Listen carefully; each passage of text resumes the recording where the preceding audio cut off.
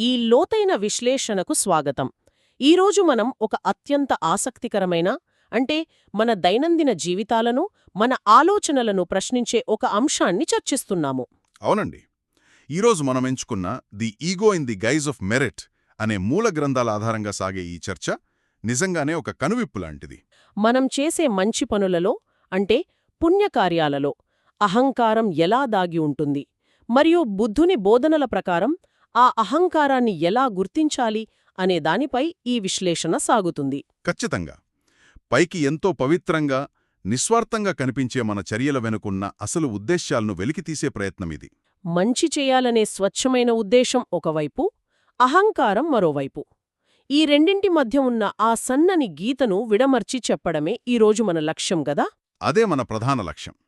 మంచి చెయ్యాలనే కోరికను పుణ్యకామత అంటారు. అయితే ఆ పుణ్యకామతకు అంటే అహంకారం తోడైనప్పుడు ఆ మంచి పని వెనుకున్న అసలు సత్యం ఎలా మారుతుందో విశ్లేషిద్దాం. ఇక్కడే నాకు పెద్ద సందేహం వస్తోంది. సాధారణంగా ఒక వ్యక్తి ఏదైనా మంచి పని చేసినప్పుడు దాని ఫలితం సమాజానికి లేదా ఇతరులకు ఉపయోగపడుతుంది కదా. ఉపయోగపడుతుంది. అందులో ఎలాంటి సందేహం లేదు. మరి ఆ మంచి పని వెనుక కాస్త అహంకారం ఉన్నప్పటికీ ఆచరణాత్మకంగా ఇతరులకు మేలు జరుగుతున్నప్పుడు ఆ వ్యక్తి అంతర్గత ఉద్దేశ్యం గురించి మనమెందుకంతగా విశ్లేషించాలి? ఫలితమే ముఖ్యం కదా. ఇది చాలా సహజంగా వచ్చే ప్రశ్న. బాహ్య ప్రపంచం ఎప్పుడూ ఫలితాలనే చూస్తుంది. కాని బుద్ధుని బోధనల అంతిమ లక్ష్యం బాహ్య ప్రపంచాన్ని బాగుచేయడం మాత్రమే కాదు. మరి ఇంకేమిటి? అంతర్గత మనస్సును శుద్ధి చేయడం, మనసులోని మాలిన్యాలను అంటే క్లేశాలను పూర్తిగా తొలగించడం. అంటే ఒక పని వల్ల ఇతరులకు మేలు జరిగినప్పటికీ ఆ పని చేసిన వ్యక్తి మనసులో ఈ పని నేను చేశాను, నా వల్లే ఇది సాధ్యమైంది అనే అహంకారం పెరిగితే ఆ వ్యక్తి తన ఆధ్యాత్మిక ప్రయాణంలో వెనక్కి వెళ్తున్నట్లే. ఒక ఉదాహరణతో వివరిస్తారా? తప్పకుండా. ఉదాహరణకు, ఒక విహారంలో ఒక భిక్షువు ఎవరూ చెయ్యని కఠినమైన సేవను ఎంచుకున్నాడు అనుకుందాం. ఆ సేవ వల్ల విహారానికి మేలు జరగవచ్చు. అవును, ఎవరూ చెయ్యని పని ముందుకొచ్చి చేస్తున్నాడు కాబట్టి అది సేవ కిందే లెక్క. కాని ఆ భిక్షువు ఇతర భిక్షువుల ముందు తాను గొప్పగా కనిపించాలనే ఉద్దేశంతో ఆ పనిచేస్తే ఆ చర్య అతని మనసులోని అహంకారమనే మాలిన్యాన్ని మరింత బలపరుస్తుంది. ఓహో, అంటే పని ఒక్కటే అయినా అంతర్గత ఉద్దేశ్యం ఆ పని యొక్క నిజమైన స్వభావాన్ని నిర్ణయిస్తుందన్నమాట. అక్షరాలా అంతే. ఆ అహంకారాన్ని తగ్గించుకోవడానికా లేదా పెంచుకోవడానికా అనేది ఇక్కడ ప్రధాన ప్రశ్న. దీన్ని బట్టి చూస్తే బాహ్యంగా జరిగే మంచి పని ఒక ముసుగులాగా పనిచేస్తోందన్నమాట. ఖచ్చితంగా. ఆ ముసుగు వెనుక ఉన్నది నిజమైన దయ కావచ్చు, లేదా గుర్తింపు కోసం ఆరాటపడే అహంకారం కావచ్చు.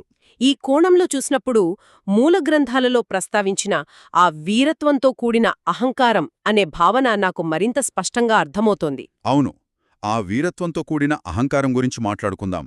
ఇది చాలా మోసపూరితమైనది. ఇతరులు చెయ్యడానికి భయపడే లేదా కష్టంగా భావించే పనులను ఒక వ్యక్తి కావాలని ముందుకు వచ్చి ఎంచుకోవడం గురించి కదా ఇది చెబుతోంది. అవును, పైకి అది చాలా గొప్ప అంకితభావంగా కనిపిస్తుంది. కాని ఎవరైనా ఒక కఠినమైన పనిని చేపట్టినప్పుడు వారి మనసులో ఎలాంటి ఆలోచనలు వస్తాయో గమనించాలి. అనుభవజ్ఞులు కూడా చేయడానికి భయపడే పనిని నేను చెయ్యగలను అనే ఆలోచన. అదే, ఆ క్షణంలో వారి దృష్టి ఆ పనిమీద లేదా ఆ పని వల్ల జరిగే మేలుమీద ఉండదు. వారి దృష్టి పూర్తిగా నేను, నాది, నా సామర్థ్యమనే భావనపై మాత్రమే ఉంటుంది. అంటే ఆ కఠినమైన పని అనేది ఇతరుల వైఫల్యం ముందు తన గొప్పదనాన్ని నిరూపించుకోవడానికి ఒక ఆయుధంగా మారిందన్నమాట. అద్భుతంగా చెప్పారు. వారు నిజంగా ఆ సేవ చేయాలనుకోవటం లేదు, ఇతరులకన్నా తాము మెరుగైనవారమని నిరూపించుకోవాలనుకుంటున్నారు. ఇతర భిక్షువుల కంటే తాను అధికుడును అనే భావన వారి మనసును పూర్తిగా ఆక్రమిస్తుంది. ఈ ఆలోచన విధానం ఎలా ఉంటుందంటే ఎప్పుడూ ఇతరులతో ఒక అదృశ్యమైన పోటీ ఉన్నట్లే కదా. అవును, బుద్ధుని బోధనల ప్రకారం ధర్మం పట్ల నిజమైన ఆచరణలో ఏ పని కూడా ఇతరులతో పోల్చుకుని గర్వపడటానికి సాధనంగా మారకూడదు. ఎప్పుడైతే నేను ఇతరుల కంటే గొప్ప అనే భావన ప్రవేశిస్తోందో అప్పుడే ఆ పుణ్యకార్యం తన స్వచ్ఛతను కోల్పోతుంది.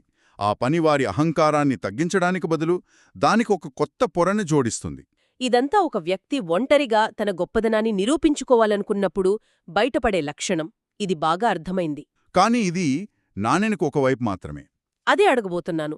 ఒంటరిగా కాకుండా సమూహాలలో ఉన్నప్పుడు ఎలా ఉంటుంది? సామాజికంగా అందరూ కలిసి ఒక మంచి పని చేస్తున్నప్పుడు అక్కడ కూడా అహంకారం ఉంటుందా? ఖచ్చితంగా ఉంటుంది. ఈ గ్రంథాలు దాన్ని సామాజిక అహంకారం అనే మరో రకమైన భావనగా పరిచయం చేశాయి. సామాజిక అహంకారం అంటే ఇది ఈ ఒంటరి వీరత్వం కంటే భిన్నంగా ఉంటుందా? చాలా భిన్నంగా ఉంటుంది. ఒక సమూహంలో అందరూ కలిసి ఒక మంచి పనిలో పాల్గొంటున్నప్పుడు ఒక వ్యక్తి తాను పాల్పంచుకోకపోతే తన స్థాయి ఎక్కడ తక్కువ అవుతుందో అనే భయంతో ఆ పనిలో పాల్గొంటాడు. అంటే ఇది పైకి చూడ్డానికి అందరితో కలిసి పనిచేస్తున్నట్లు, ఒక అద్భుతమైన సహకారంతో జరుగుతున్నట్లు కనిపిస్తుందన్నమాట. కాని లోపల పరిశీలిస్తే ఆ వ్యక్తి కేవలం ఆ సమూహంలో తన స్థానాన్ని లేదా తన గౌరవాన్ని కాపాడుకునే ప్రయత్నం మాత్రమే చేస్తుంటాడు. దీని వెనుకున్న ప్రేరణ ఏమిటి? ఈ రకమైన చర్య ప్రాపంచికమైన సిగ్గు అనగా హిరి మరియు తప్పు చేయడానికి భయం అనగా ఉత్తప్ప ద్వారా నడపబడుతుంది. ఒక్క నిమిషం, ఇక్కడ నాకొక చిన్న అభ్యంతరముంది. చెప్పండి. బుద్ధుని బోధనల్లో హిరి మరియు ఉత్తప్ప అనేవి చాలా ముఖ్యమైన రక్షణాత్మకమైన లక్షణాలుగా చెబుతారు కదా. పాపం చేయడానికి సిగ్గుపడటం, తప్పు చేయడానికి భయపడటం అనేవి మంచి లక్షణాలు కదా. మీరు అడిగిన ప్రశ్న చాలా లోతైనది. నిజమే. ధర్మం ప్రకారం హిరి మరియు ఉత్తప్ప అనేవి మనస్సును చెడు నుండి రక్షించే కవచాలు. మరి వాటివల్ల ఇక్కడ ఈ సామాజిక అహంకారం ఎలా పుడుతుంది? ఎందుకంటే ఈ సామాజిక అహంకారం విషయంలో అవి తమ స్వచ్ఛమైన ధార్మిక రూపాన్ని కోల్పోయి ప్రాపంచికమైన అంటే వక్రీకరించబడిన రూపంలో ఉంటాయి. మనస్సు అపవిత్రమవుతుందనే సిగ్గుతో తప్పు చేయకుండా ఉండటం. కాని ప్రాపంచికమైన భయమంటే ఇతరులు నా గురించి ఏమనుకుంటారు అని ఆలోచించడం. అంటే నా గౌరవం ఏమవుతుంది అనే కేవలం లౌకికమైన భయంతో నడుచుకోవడం అన్నమాట. అవును. ఇక్కడ భయం కర్మ పట్ల లేదు, కేవలం సామాజిక ప్రతిష్ఠ పట్ల మాత్రమే ఉంది. ఈ వ్యత్యాసం చాలా స్పష్టంగా ఉంది. ఒక ఉదాహరణతో దీన్ని మరింతగా అర్థం చేసుకునే ప్రయత్నం చేద్దాం. తప్పకుండా. ఒక పెద్ద దాన కార్యక్రమం లేదా విహారంలో ఒక ముఖ్యమైన సేవా కార్యక్రమం జరుగుతోంది అనుకుందాం. అందులో ఇతర భిక్షువులు లేదా సమాజంలోని ముఖ్యులు ఉత్సాహంగా పాల్గొంటున్నారు. ఆ సమయంలో ఒక భిక్షువు లేదా సాధారణ వ్యక్తి ఆలోచన ఎలా ఉంటుందంటే, నేనిందులో పాల్గొనకపోతే నా స్థాయికి తగదు, అందరూ నన్ను విమర్శిస్తారు, నా ప్రతిష్ఠ దెబ్బతింటుంది అనే ఆలోచనతో అందులో పాలుపంచుకుంటాడు. ఇదే కదా మీరు చెబుతున్నది? పూర్తిగా సామాజిక హోదాను కాపాడుకోవడమే. ఇదొక రకమైన ప్రదర్శన. అంటే ఒక స్వచ్ఛమైన త్యాగభావనతో కాకుండా తమ గుర్తింపును నిలబెట్టుకునే ఒక సాధనంగా పుణ్యకార్యాన్ని వాడుకోవడం ఇక్కడ జరుగుతుంది. అవును. ఈ భయం ఆధారంగా చేసే పనులు మనలోని మాలిన్యాలను ఏమాత్రం కడిగేలేవు. ఇదంతా వింటుంటే ఒక అత్యంత ముఖ్యమైన ఆచరణాత్మకమైన ప్రశ్న తలెత్తుతుంది. నిజమైన పుణ్యానికి ఈ మోసపూరిత అహంకారానికి మధ్య ఉన్న వ్యత్యాసాన్ని మనం ఎలా గుర్తించాలి? ఇది చాలా అవసరమైన ప్రశ్న. ఎందుకంటే బయటకు రెండు పనులు ఒకేలాగే కనిపిస్తాయి. ఒక వ్యక్తి స్వచ్ఛమైన మనసుతో సేవ చేసినా, అహంకారంతో సేవ చేసినా బాహ్యరూపం ఒకటే కదా. అవును. కాబట్టి ఈ రెండిటినీ వేరుచేసి చూడటానికి గ్రంథాలు ఒక స్పష్టమైన కొలమానాన్ని అందించాయి.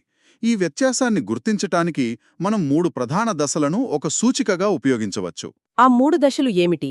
వీటిలో మొదటిది ప్రధాన దృష్టి. మనం చేసే పని దేన్ని లక్ష్యంగా చేసుకుంది అనేది ఇక్కడ కీలకం. నిజమైన పుణ్యకామత అయితే ఆ పని వల్ల కలిగే ప్రయోజనంపై దృష్టి పెడుతుందా? ఖచ్చితంగా.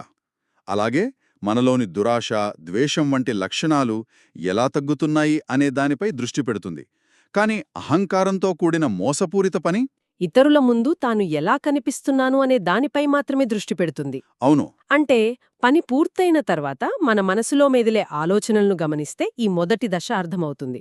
నా సేవ వల్ల ఆ వ్యక్తికి ఎంత మేలు జరిగింది అని ఆలోచిస్తే అది పుణ్యకామత.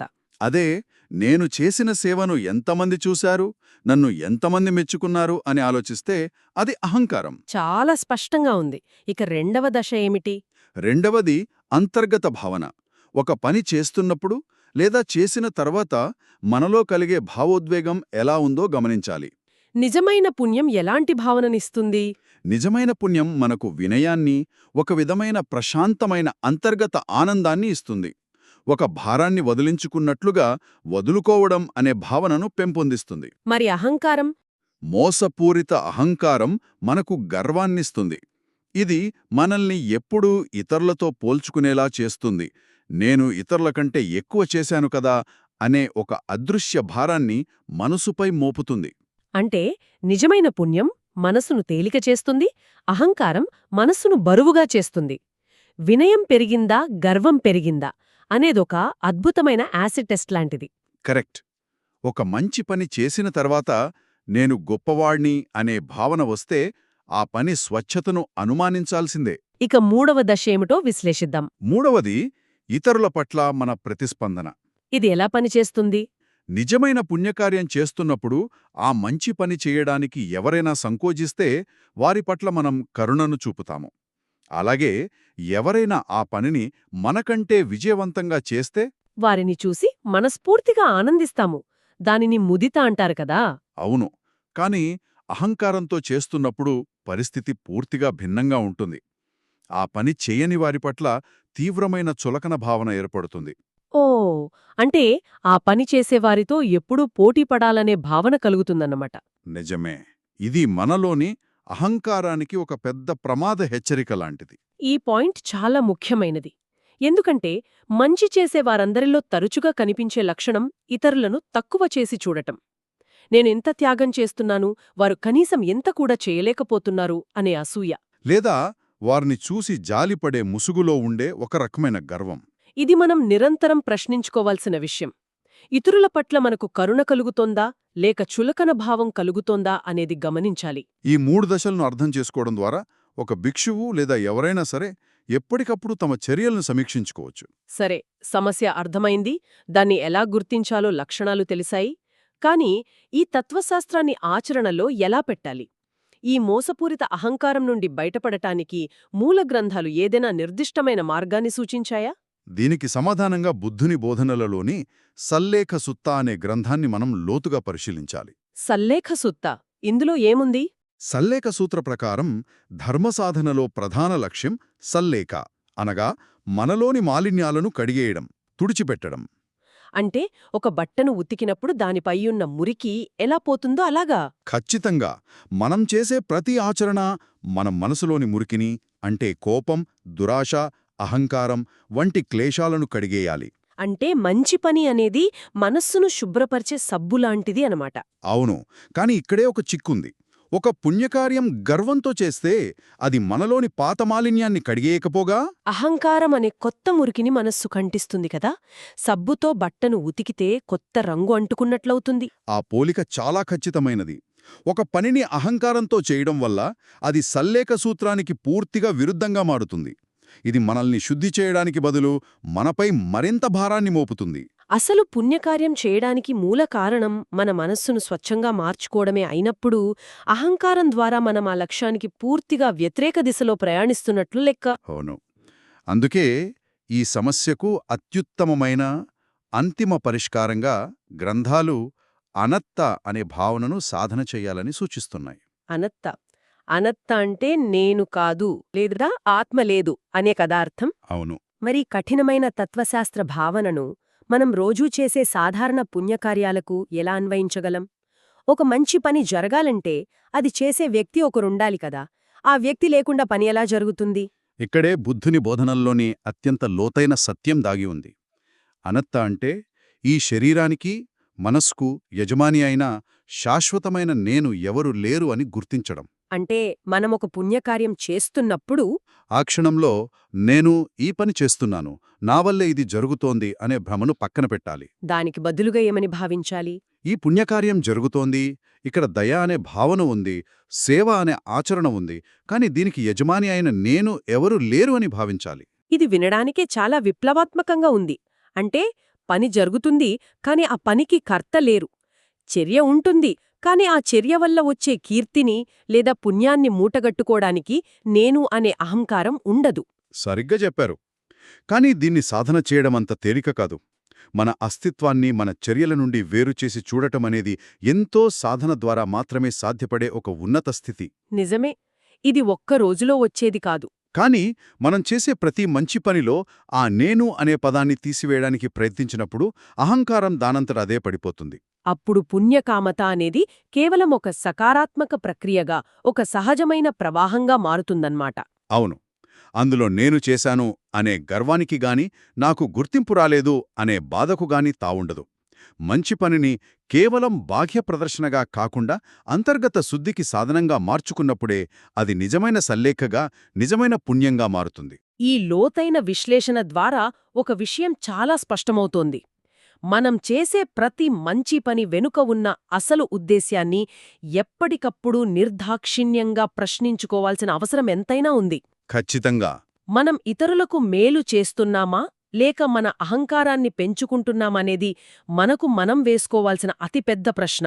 ఇతరుల ముందు మంచివాడిగా కనిపించడం కంటే మనం మనస్సులోని మాలిన్యాలను వదించుకోవడమే బుద్ధుని బోధనల అసలు అంతరార్థం కదా.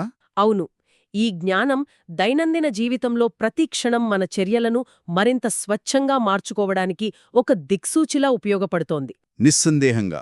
ముగింపుగా మనందర్నీ తీవ్రంగా ఆలోచింపజేసే ఒక భావనను ఇక్కడ వదిలివెళ్తున్నాను.